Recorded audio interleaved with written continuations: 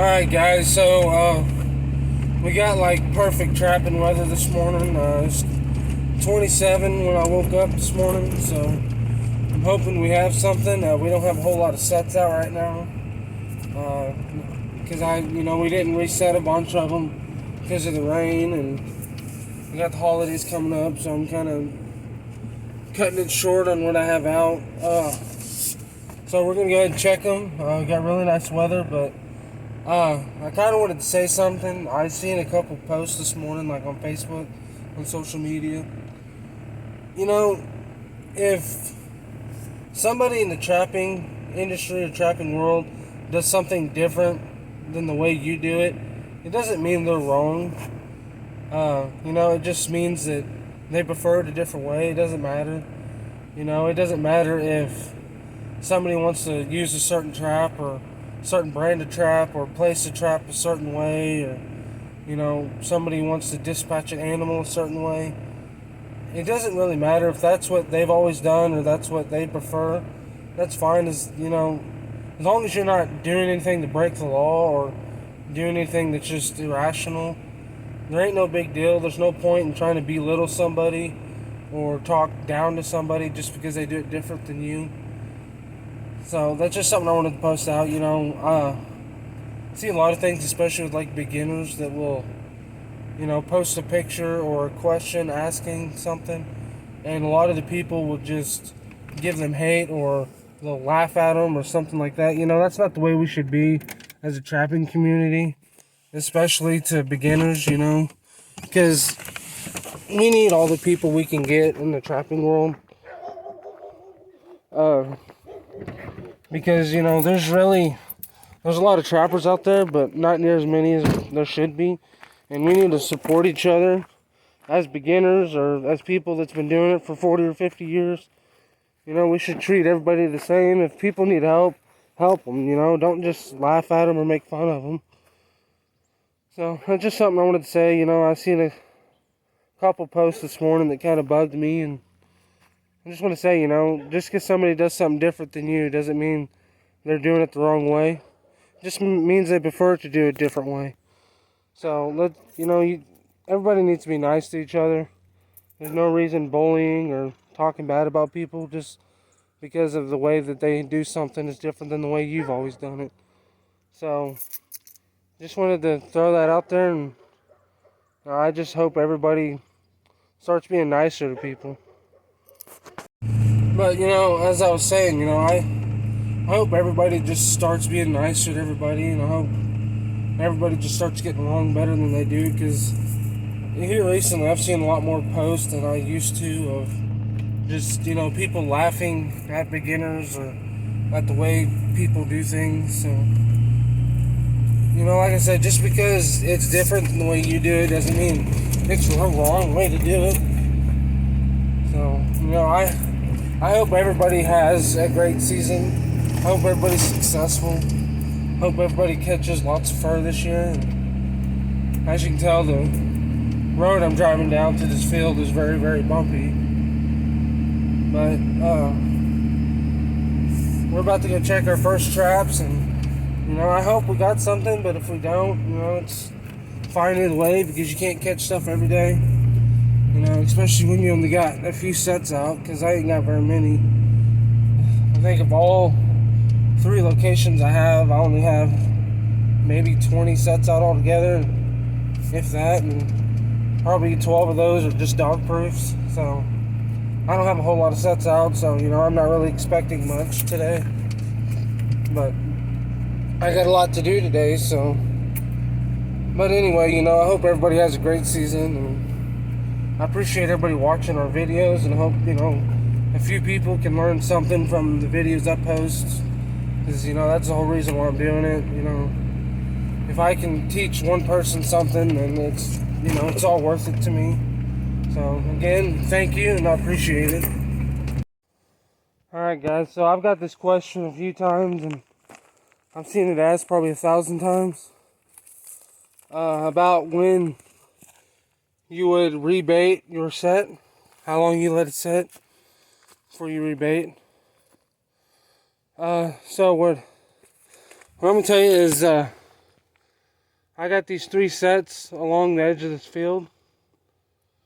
They've been here for about a month or so, but the first week and a half I was catching, lots of possums, raccoons, and stuff at these sets. Well, I haven't caught anything in over 2 weeks in these sets, and I haven't touched them. But about 2-3 days ago, we had a huge rainstorm.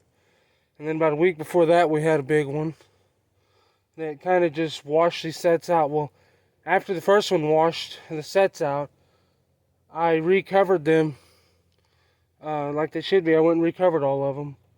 Well, I still didn't catch anything over that week, so the big rainstorm hit again last Friday. Today's Monday. So I went and I recovered all of them again.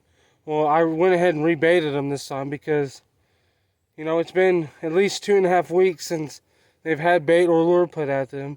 We've had 2 huge rainstorms.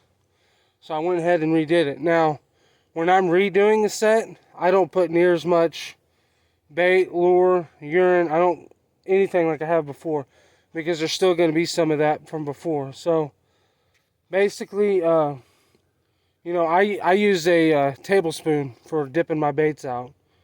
And I use half a spoonful when I'm making a new set. When I'm rebaiting a set, I'll put maybe half of that in there. So about 1/4 of a tablespoon is what I'll put down in that hole. And my lure, I'll put, maybe half the amount that I did before. So I'm going to show you guys what I did on this Bobcat set here. So on this set right here, I went ahead and I recovered it. Put lots of peat moss down because it's supposed to be cold the rest of the week. At night it's supposed to get below freezing, and we don't really want these sets freezing up too bad. So I went ahead and put another dirt hole in. My old dirt hole's right there. I put this one in right there.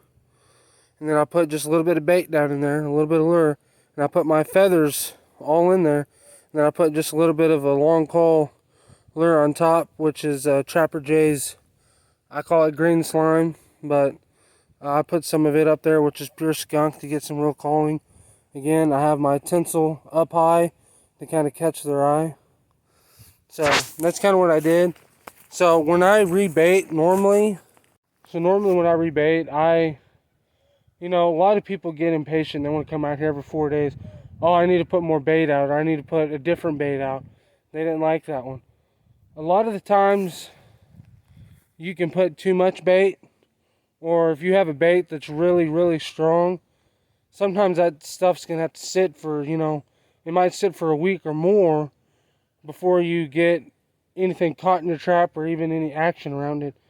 You might get a possum that night or the next 2 nights, but possums like that strong, nasty, rotten smell. So what I see is, a lot of people like the the Carmen's Bushwhacker, the Hiawatha Valley, stuff like that.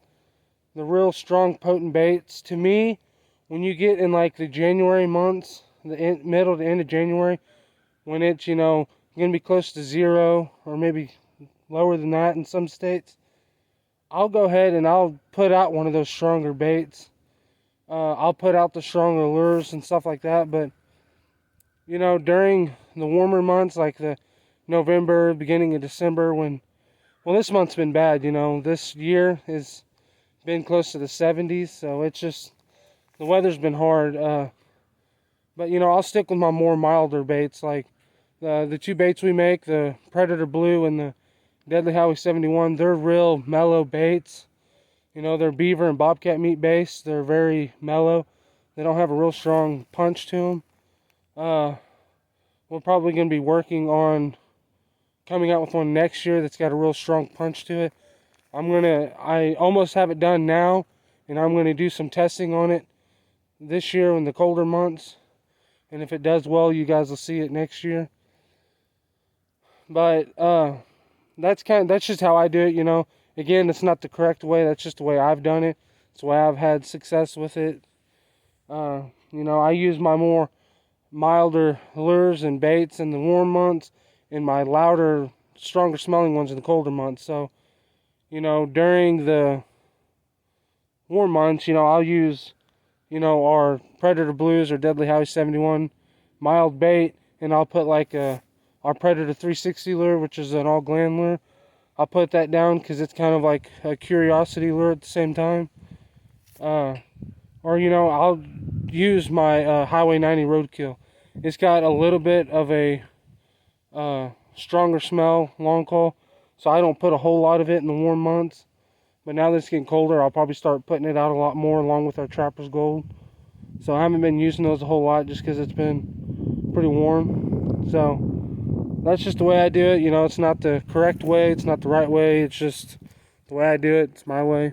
So if you guys have success doing it another way, go ahead and comment down below. Let me know. You know, maybe you can help me out on my line.